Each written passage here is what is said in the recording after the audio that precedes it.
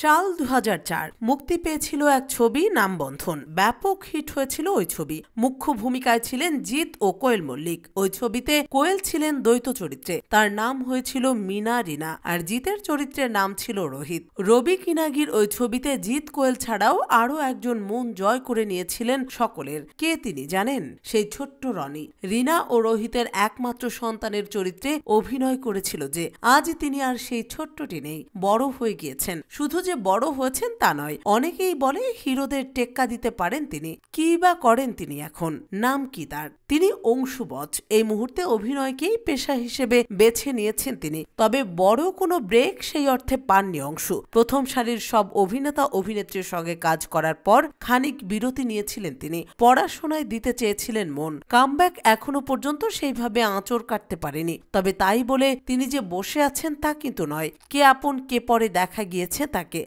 দেখা গিয়েছে বেশ কয়েকটি ওয়েব সিরিজেও। এখানেই কিন্তু শেষ নয়, নিজস্ব ক্রিকেট টিমও রয়েছে তার। সব মিলিয়ে দারুণ ব্যস্ত তিনি। জিতের ছেলে আবার কখনো ভাইয়ের চরিত্রে অতীতে অভিনয় করেছেন তিনি। সেই যোগাযোগ আজও অক্ষত। সুযোগ পেলে নিজেকে আবারও প্রমাণ করতে চান তিনি। সেই অপেক্ষাতেই কাটছে তাঁর দিন।